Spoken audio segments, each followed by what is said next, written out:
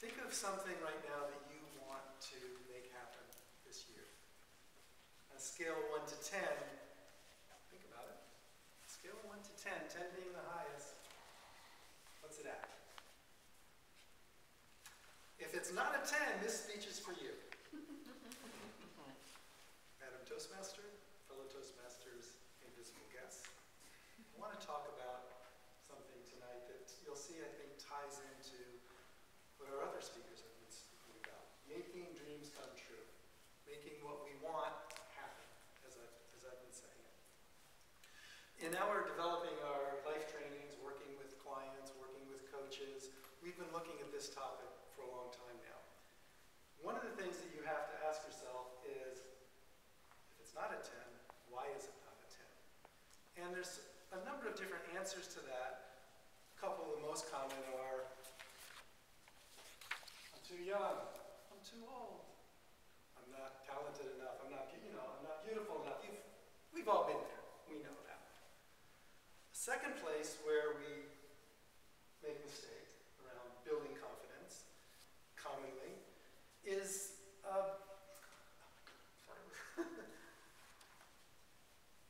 when we depend on someone else. Right? When that thing that we want is someone else has to quit their job, move away, die. So we wind up waiting for it to happen. That's not going to work. But the biggest mistake we've discovered that people make in terms of building their confidence is they make what they want to have happen a goal. They try to line up the step-by-step logical procedure for making it happen. Now, I know some of you are saying, wait a second, that's how I was taught to do it. And that is, indeed, the conventional wisdom out there around getting what you want. Well, I'm going to come back to this in a moment because I want to share some thoughts with you about that, because what we've seen is that that is wrong, wrong, wrong. For probably 80% of people.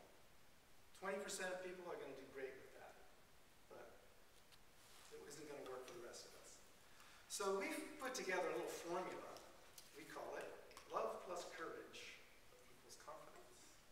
Love plus courage equals confidence. So love,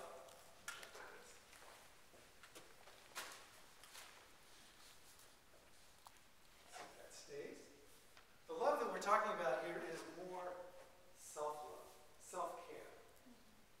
Taking care that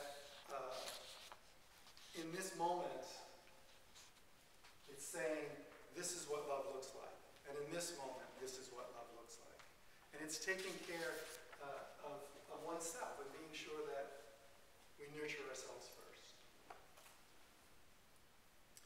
Amy spoke about earlier the addiction that many people have to sacrifice self-care for the sake of others. And that will always, we think, create undercurrents of resentment, which will also undercut confidence. Courage is the capacity to listen to what the heart says and to act on it. Deborah talked about action. Action that is from the heart. Now, most of the time, this has been educated out of us, so it takes some work to relearn how to listen to what our heart is saying. Socialization processes have diminished our abilities in some ways to do this. So we ask people sometimes to do something that is a courageous act, even if it's telling the waitress to bring the meal back because it's unacceptable. If it's unacceptable. Or go learn something. Go learn something you've wanted to do, a new language. Learn to tango. Take risks. Confidence, what's confidence? Confidence is a trust in self. It's a state of feeling certain about the truth of something. Self-assurance. Now, in closing, I want to get back to how to build confidence, because I told you a moment ago that the way conventional wisdom has taught us only works for about 20% of people. This this is a pretty educated group, but I want to just say this. For most of us, it's not so important to outline those logical steps to get from point A to point B. If you do that, when you do that, go ahead and do it if you think that's going to work. But the main thing is to let go of the zealousness of it. Let go of the zealousness, please, especially if you like to control things. If that's sort of a mode for you, this could be a big challenge because it feels like it might not work, this letting go. Deborah talked about it some. So did Amy, so I'm really loving this evening's insatiable appetite for magic.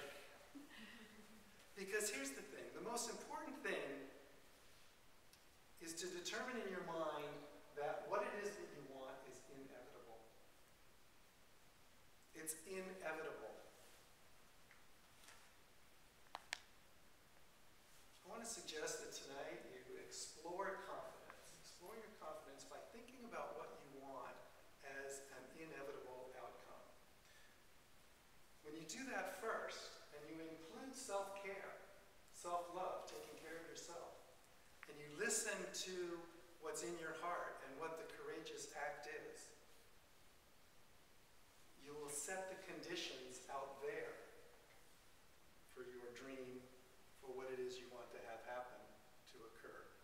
So you don't have to do this process of setting out step 1, step 2. That may help you, but the most important thing is to set the conditions in your world for what it is that you want to happen. It's the law of the universe. It's guaranteed. What's inevitable must occur by definition. So there, in 6 minutes, I've given you the secret key to your success. I'll be working on it. I'm not there. I'm still practicing. Go practice.